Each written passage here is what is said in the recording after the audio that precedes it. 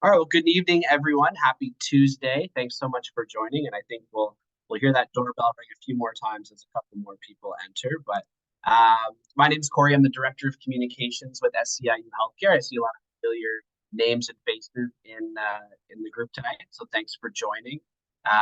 This is one of, I think, 6 or 7 financial wellness webinars that we have planned over the next few months. We've got a couple planned already for the fall that we'll be announcing soon, but really just an expansion of our member assistance program. For those that don't know, we launched the member assistance program last year um, through our executive board and leadership aimed at providing substance abuse and addiction services to those who need it. That was the start of the program. We've had people go through that program. And in 2024, we've expanded that program to assist our members who may be going through other struggles. Some of that being supports for domestic violence. Some of that is housing and food insecurity. And a big piece of the expansion this year is really helping our members be more financially aware and financially be prepared. And that's where these webinars come in. So I'm really excited to be joined tonight by Nobahar and Jennifer from Commonwealth. They're our partners who helped us create My65 Plus. I know we have some My65 Plus members in this call tonight. And if you haven't, I'll put the link in the chat to check out for later. But yeah, this is a really good opportunity to learn a little bit more about how to save, how to invest. And I know you've seen the emails and the flyers. We have other stuff coming up, whether it's estate planning, more information about your taxes, what a TFSA RRSP is and the difference between those, and lots more coming up. So definitely keep an eye on our social media and our emails for that. But with that, I will pass it over to Nobahar. Just for those that didn't join us for the last session, if you have questions throughout, you can definitely put them in the chat or wait till the end. There'll be a Q&A portion at the end, but we won't be taking any questions during the presentation. We'll take them all at the end because some of your questions may be answered through. So with that, again, thank you for joining, and I will pass things over to Nobahar. Perfect. Thanks, Corey, and thanks everyone for joining us this evening. As Corey mentioned, my name is Nobahar, joined by Jennifer from the Commonwealth team. Commonwealth is the plan provider for My65 Plus, and My65 Plus is a retirement plan that is offered through partnership with SCIU Healthcare. So we really appreciate everyone taking time out of your evening to learn more about savings, investments, planning for retirement, topics that are very important, but sometimes overlooked with everything else that we have going on. So kudos to all of you for joining us this evening.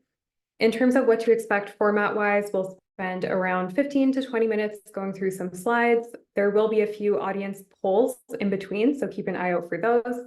And then we'll have 10 minutes towards the end for a Q&A. As Corey mentioned, please feel free to throw your questions in the chat as we go through. If you're thinking it else is, so don't hesitate to throw your questions out there. Now, in terms of what we'll cover today, we'll start by discussing planning for retirement at a high level, why you should start thinking about it, and what a roadmap to retirement actually looks like. We'll then go through some saving strategies that can make it easier as you work towards your retirement goals. And lastly, we'll go through fees, compound savings, and investment strategies, which are all key considerations.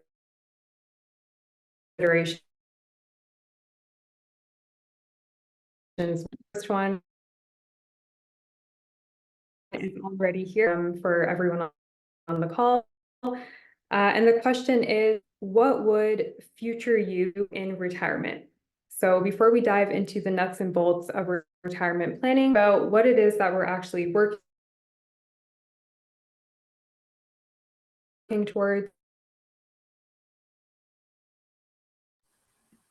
of mine, that's traveling, spending time with friends and family, finally getting back to that neglected art project.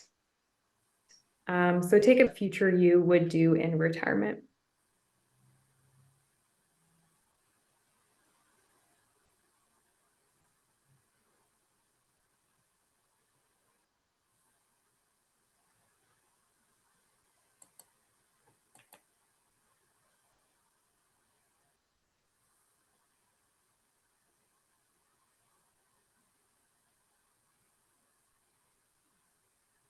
Perfect. Seeing some answers coming through, looks like travel is the most popular. Spending quality time with family and friends, second.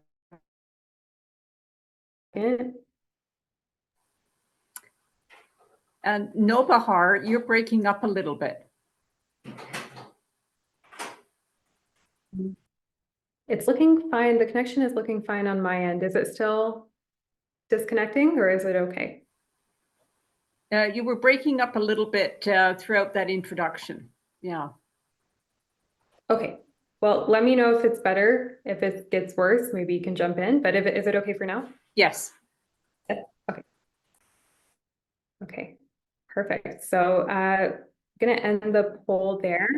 Looks like traveling was definitely the popular option. Oh, not sure how to remove the poll.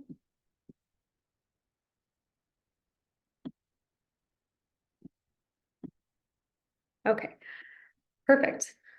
Now, retirement can sometimes feel like a faraway thing, depending on your age. But when it comes to who should be thinking about retirement, the answer is really everyone. Whether you're 30 years away from retirement or 5 years away, it's never too early or too late to start thinking about retirement planning. And I'm going to assume that everyone on the call is thinking about retirement planning since you took time out of your day to join us for this session. Now, we realize that one of the barriers to saving towards your retirement is not really knowing where to start. There's so much information out there, and family, friends, advisors may all have a different view on things, which can make things even more complicated. So to simplify things, we've broken down your roadmap to retirement into 3 parts. The first one is planning, and this is where we answer the question, how much do I actually need to retire? The second one is saving. So now that you know how much you need, how much should you be saving in order to achieve that goal? And the last piece is grow. So where do you invest your savings so that you're getting the most bang for your buck? This framework can be a really great starting point. And in case it's helpful, the My 65 Plus plan is designed around these 3 simple yet powerful questions. So it might look familiar, but just a great roadmap to stick to as you think about your path to retirement. Now, there are a couple of saving tips or tricks that can also help you on your journey towards financial wellness in retirement. The first one is to automate recurring contributions into your savings account. This approach is a game changer when it comes to steadily building up your savings over time without having to manually deposit funds after every few weeks. So it takes some of that energy out of it. You don't need to remember to keep contributing. It's automated, and you know that you're saving towards your retirement on a regular basis without having to think about it. Another tip is to consolidate all of your savings in one place. So we all know the inconvenience of having to log on to multiple platforms to get a holistic view of things. By consolidating your savings, you have the ease of viewing everything in one place, simplifying your investment strategy, and potentially bringing down the fees that you're paying. So a lot of advantages to just consolidating your savings in one place. Finally, a great way to boost your retirement savings is to reinvest your tax refund. So when that time of year comes around, and it's coming up pretty quick, think about investing part or all of your tax refund towards your retirement savings. So that's the easy way to just boost those retirement savings with the money that you're getting back from your tax return. Now, we've talked about how setting up automatic recurring contributions can really add up over time. And that's because of a concept called compound savings. So most of us may be familiar with the concept of compounding. It basically means that you are earning returns on both your original investment as well as on returns that you received previously. So this is an example assuming I'm contributing around $150 a month or $5 per day. After 40 years, believe it or not, that can turn into $187,000. So basically this visual is saying, don't underestimate the power of compound saving. There is a lot of value in getting started early and being consistent with those recurring contributions. So definitely get started early, take advantage of the compound savings. Another important consideration is fees, because the last thing we want is for your hard-earned savings to be eaten away by high fees. We want that money working for you. Now, the typical fee for a Canadian retirement account is around 2%. So 2% per year on the total sum of your investments is going towards fees. You might think, 2%, that doesn't seem really high. So let's actually look at a visual to better understand what impact this 2% in fees can have on your savings in the long run. So same example of someone saving $5 per day. Now, over a 40-year time horizon, you could lose up to $47,000 to fees alone if you go with that 2% option versus a low fee option, like the one provided through My65 Plus as an example. So there are low fee options out there, and it can make a material difference over the long term. So 2%, even though it might not seem like a huge number, again, you want to think about what impact that's going to have on your savings over the long run. And as you can see from the visual, it's definitely not an insignificant amount. Okay, time for another poll. So we have two individuals, Alicia and Andrew.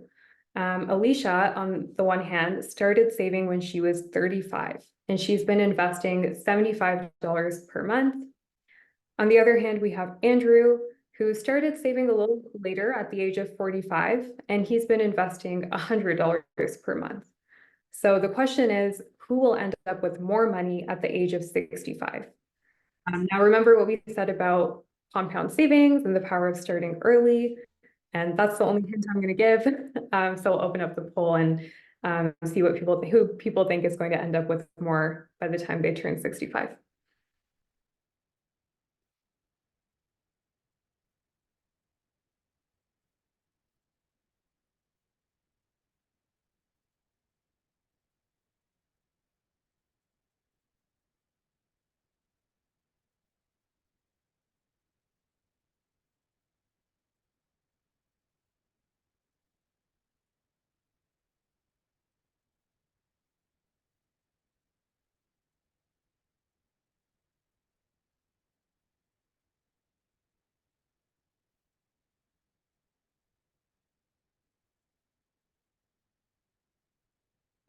Yeah, maybe you're right, Corey. Give too much of a hint. Looks like most people have responded, so we'll end the poll there. And most people got it correct. It is Alicia. So most of you were correct in choosing Alicia. She is indeed going to have more savings by the time she turns 65, mainly because she started saving earlier than Andrew. Now I can see why some folks would have chosen Andrew because he was contributing more than Alicia. But again, this example is meant to illustrate that starting earlier can actually outweigh simply contributing more. And it's not about starting at 35 versus 45. Those are just arbitrary ages. The point is the earlier that you can start, the better. And you'll never be younger than the age that you are today. So if you haven't started already, today is definitely the best time to start, just to take advantage of that longer time horizon on the compound savings that we've been talking about. Okay, we're going to switch gears a little bit now and turn to some investment strategies that you should bear in mind when saving for retirement. So first and foremost, we want to diversify our savings. So this is the classic, don't put all your eggs in one basket philosophy. Different investments have different goals. For instance, the primary goal with stocks is to maximize growth. The primary goal of bonds is stability. And the goal of real estate and infrastructure is also growth, but also to protect against inflation. So it's easy to see how having one but not the other could be ill-advised. For instance, going all in on stocks might feel tempting because stocks are all about growth, but then your portfolio will be lacking stability, which is what the bonds give it. Now, if you don't want to be your own fund manager, there are options out there that will recommend a diversified mix for you based on your age and your investment goals.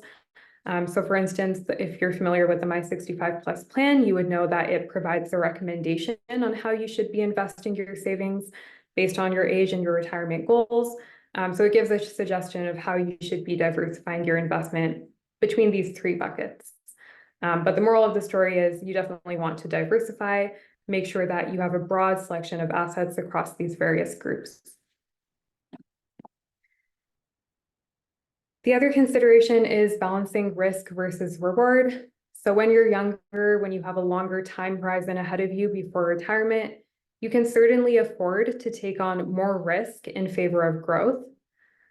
On the other hand, when you're closer to retirement age, you want to take less risk in order to safeguard your savings. And once you've actually reached retirement, you'll want to think about other variables like inflation and the risk of outliving your savings.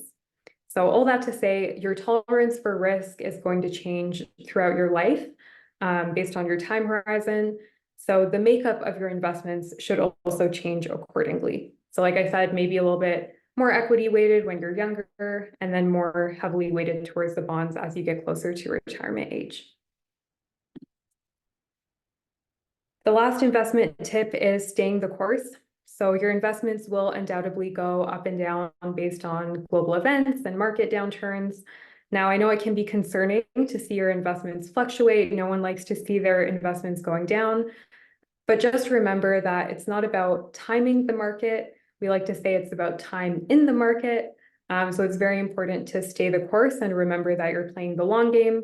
When we think about retirement savings, that's certainly for a lot of people a long-term savings goal. And so the way that you invest your money is going to look a little bit different than whether if you were saving for more of a short-term goal. So just remember to stay the course. Things will go up and down, but that's to be expected with any investment. And now the last poll of the evening. So we now have Larissa and Malik who have decided to invest in different ways.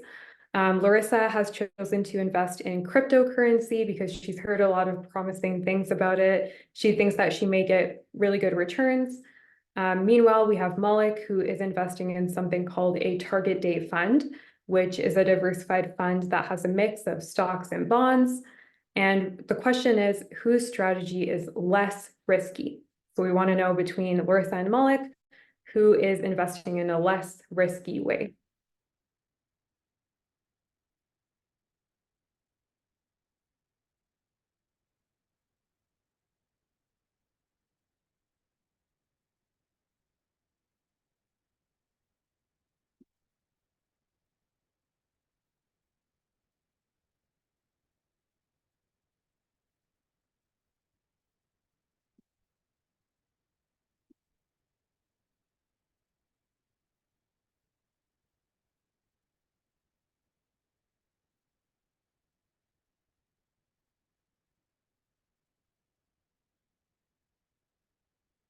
Okay, most folks have responded, so we can close it there.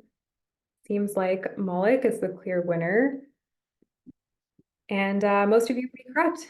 So the answer is Malik. Malik is investing in a portfolio with higher diversification. So therefore he is taking on a less risky strategy compared to cryptocurrency, which would likely be a riskier selection in this case.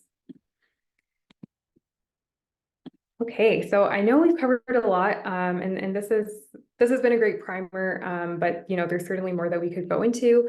If we can leave you with a few key takeaways, these are the ones. So first and foremost, start saving today. Like in the example we saw a few minutes ago, starting early and being consistent, even with a small amount, can really add up over time. So you want to take advantage of those compound savings. Start early and start being consistent. Even if it's a small amount right now, you can always build that up over time. But the important thing is to get started. Secondly, we want to make sure that everyone has a plan. So having a retirement plan, definitely a critical piece of the puzzle. And think about that future self. So how we started the call, right? Thinking about what that future self would like to do. You want to make sure that you have a plan to get to that future state. So it doesn't have to be complicated, just something that can help you make progress over time. And it can be that framework that we showed earlier. That can be a great starting point. And finally, just make smart investment decisions. So we've touched on some of the things that can help you with investment decisions, things like diversifying your investment, managing risk accordingly, depending on how close you are to retirement, and of course, staying the course. So keeping your money invested and just staying the course for the long run. These are all things that can help you when it comes to making investment decisions. Like I said, this has been a great primer, but of course, we're here to support you if you want to dig in deeper or if you want to learn more about the My 65 Plus plan. You're welcome to get in touch with us at any time. So you can reach us via the email or phone number here on the screen. And we'll definitely be available to support you with any questions that you might have. And that being said, we definitely have some time for questions now as well. So if folks have questions, please feel free to throw them in the chat and we'll be sure to answer everyone's questions.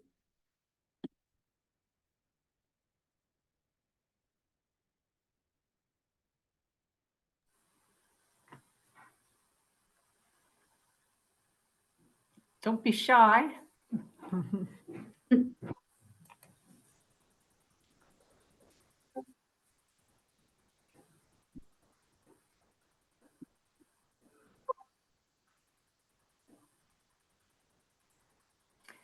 During our last session, this is our second session.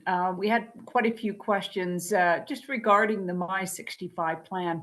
I'm not here to promote the plan, but I will repeat some of the questions people had about the plan. The first one is, who can join the My 65 plan? And the answer there is anybody who works at an SEIU workplace. You can also have your spouse join the plan. And recently, if you're a member of the Workers First Association, you can also be a member of this plan. So it's open. One of the big benefits of the plan is you get a financial plan to help you save for retirement. Now, you can go to a financial planner and they can help you. And you might pay a few dollars for that. On some websites, you can get some information about how do you start saving? Like, how much would you need in retirement? What does that mean in terms of how much you need to save today? Or how much do you get in government benefits? How does that all factor together? So it's really important to understand those a few important points before you start saving. My 65 does give you a plan. As you go through the enrollment process, you will get that kind of plan. It will make a suggestion in terms of how much you will need when you retire, how much you need to start saving today, how much you will get from government benefits. And then it's going to say, there's that leftover piece, Jennifer. That's how much you need to start saving today. So then those simple steps that Nobuhar talked about kick in, right? You just need to start saving. And maybe you need to bring all your money together to make sure you've got a good sense of what all your money is going to buy you at the end of the day, and you've considered all the fees as well. So just a couple of things that came up at the last session that I thought I would share with you. That's great. And Jennifer, we've had a couple of questions roll in as you were sharing. So we have someone wondering if they can start saving at the age of 61. And the answer is yes. You can contribute specifically to your RRSP until December 31st of the year in which you reach age 71. That's specific for the RRSP. Maybe Jennifer, you can speak to other investment strategies for folks who are in that 60 age range. I'm missing those questions, sorry. Yeah, so it's, can one start saving at the age of 61? Yep. And what's so good about the saving opportunity in, say, in My 65 is you will save through a tax-free savings account. But you can also do it through an RRSP.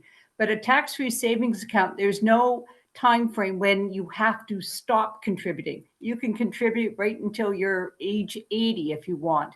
So the plan does not limit you in terms of your age unless you're contributing an RRSP and they have to. But My 65 is really focused on a tax-free savings account.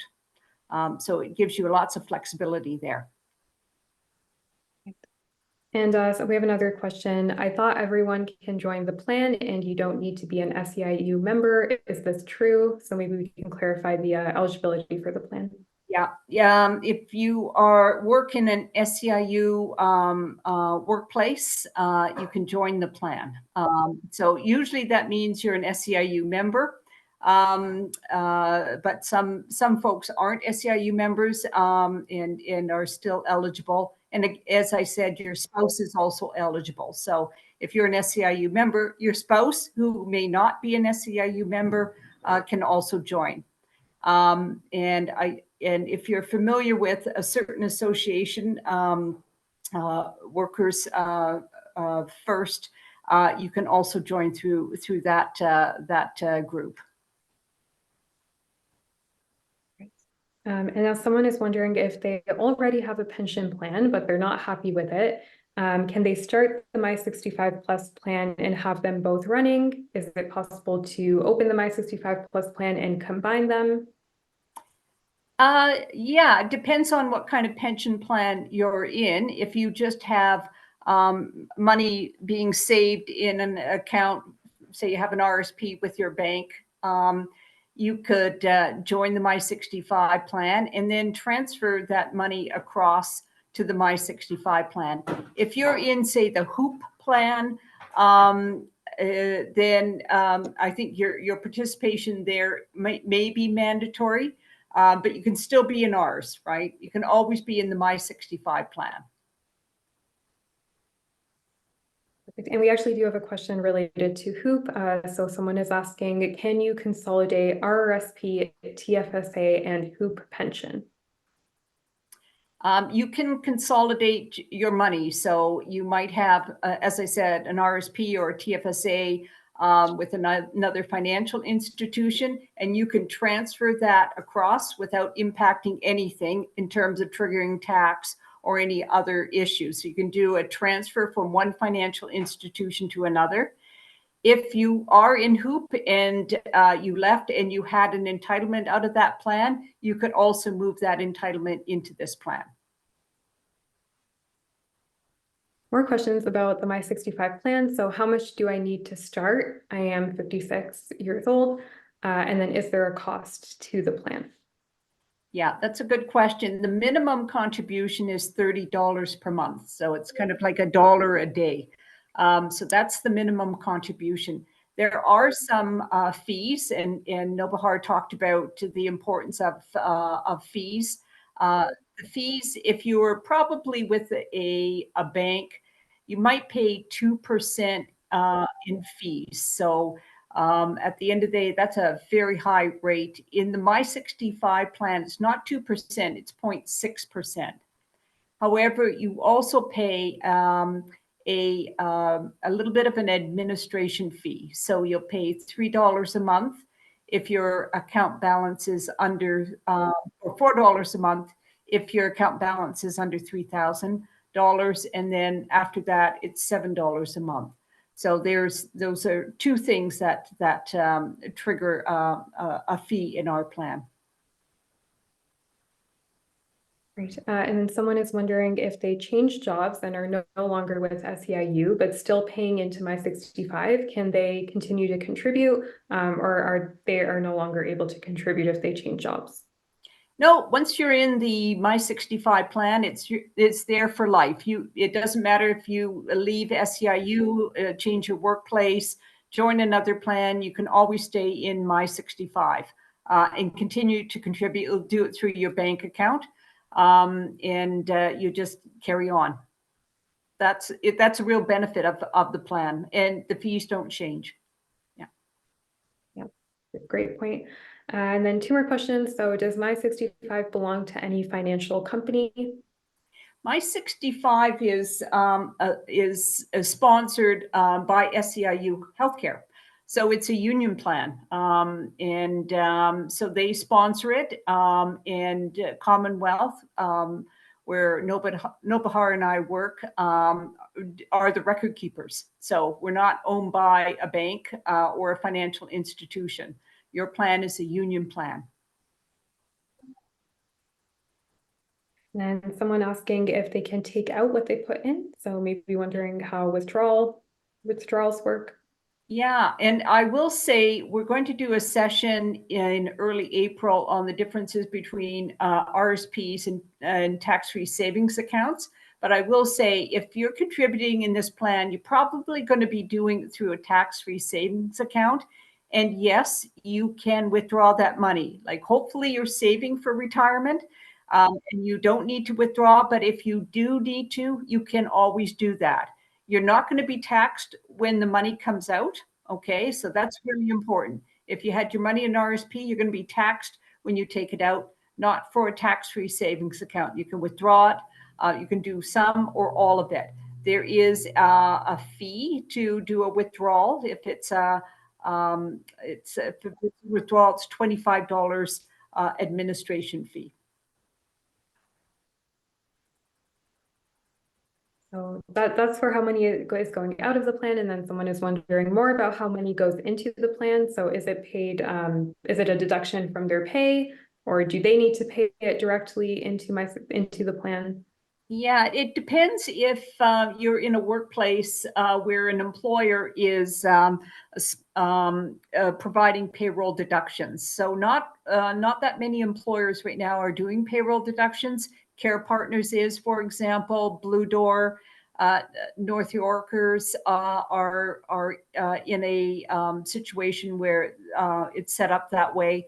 Most people in the plan are doing it through what I call voluntary contributions, and those contributions come out of your bank account once a month on the 15th of the month.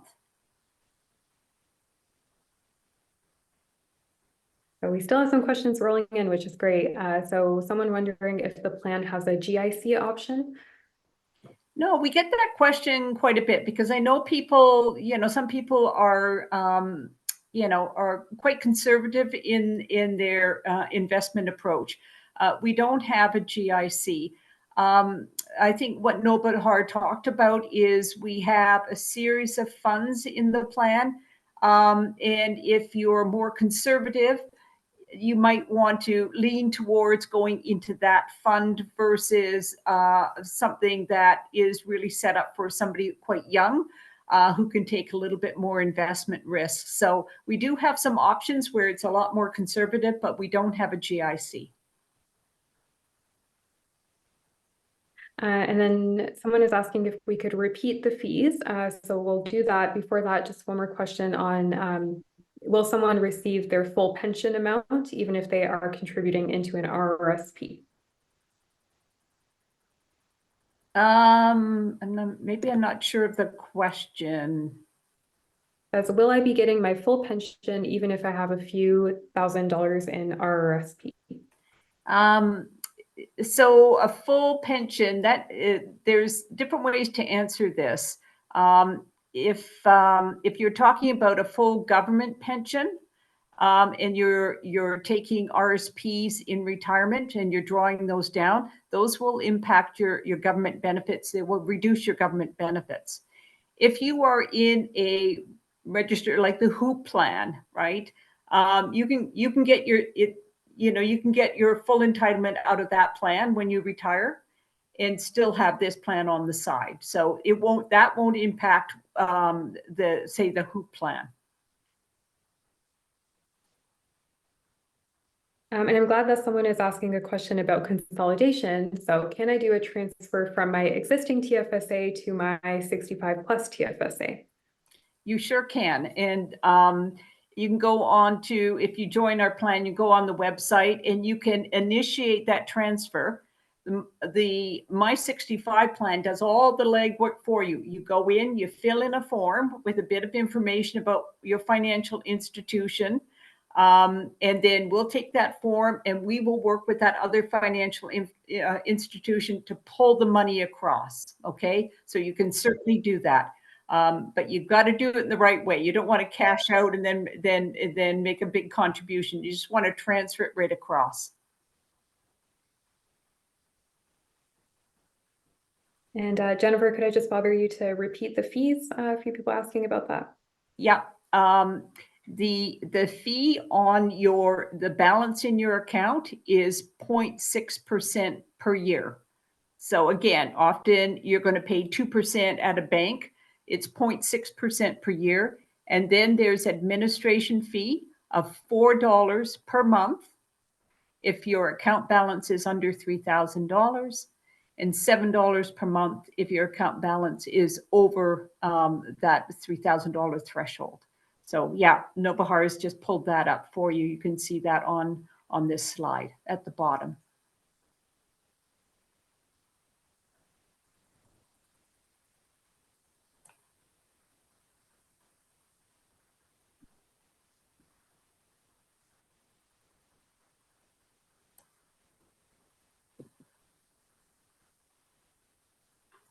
Any other questions? Those are great questions, by the way. Thank you.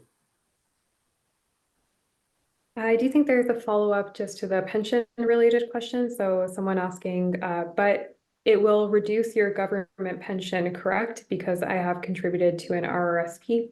Yeah, your government benefits will be reduced by the amount of your RSP that you're taking in retirement. And again, I strongly recommend that you come to the session that is scheduled for April 2nd and another one on April 18th, where we're going to talk about RSPs and TFSAs, and you're going to learn all about how that RSP will impact your government benefits. So it's really, if you've got a modest salary, it's much better to invest in tax-free savings accounts because it preserves your government benefits in retirement. I'm sorry, I just want to jump in for a second for Tanya there. Just to be clear, My 65 Plus isn't an RSP, and I just want to make sure that you're not confusing those two. And that's one of the big benefits of My 65 Plus. So if you were to invest your money in an RRSP, when you take that in retirement, in fact, it counts as income, and that counts against government benefits, which would lower the amount you would get there. Where if you save with My 65 Plus, you're going to get your full government benefits, because when you withdraw from a TFSA, it doesn't count as income. Yeah. And I always say I'm going to do this on these meetings, and I never do, but I'll just, from personal experience, I was actually in My 65 Plus for a couple of years when we first launched it. I did transfer over. I was with I think I was with ING Direct, which is now Tangerine, but I transferred my TFSA straight from them to My 65 Plus without any issues. And then I did what Jennifer says don't do, but I withdrew it to buy my first house, because at the time there wasn't the first time home buyers account, that didn't exist. So I used My 65 Plus and the TFSA as a way to save money, build that money, and then it came time to buy a house, which, you know, I'm still sort of young, so retirement wasn't right in front of my face. So I was like, let's put something into a house. So I did that. So I used My 65 Plus for that. So that just, for a few of the questions, that's some examples. That I took it out penalty free. I was able to take it out with that small fee to do so. And I did transfer it for another institution. So and yes, I thought, Tanya, that's what you meant. So I wanted to jump in there and just give you that information.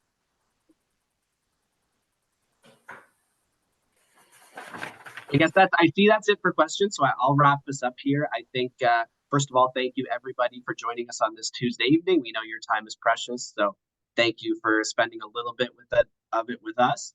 And keep an eye on your emails and social media. We do have more sessions coming. I think our next one is March the 7th on estate planning. We also have some about taxes 101. So if you haven't done your taxes by, I think, March 21st, March 27th, I think that one is. Great opportunity to learn some tips and tricks on how to get a bigger return. And then, as Jennifer mentioned, we have a couple in April that look at TFSAs and RRSPs. There will be an email going out. I'll quickly just throw this in the chat too. We're really looking to bring more content like this to folks, whether it's about savings or just different things that can benefit our members. So I'm just going to put a survey in the chat and leave it there for a second. And I see some people asking for the recording. I absolutely can send that tomorrow with the survey. So you have access to this information. You can watch us talk about all this all over again and take some notes. But the survey is in the chat. You'll be emailed it as well. If you can just fill that survey out, it would be great, just to let us know what you liked, what you want to see in the future, and how this information was useful to you. That way we can keep making these better and better. So again, thank you to everybody who joined us. And we'll see you on March the 7th. Good night. Everyone, good evening.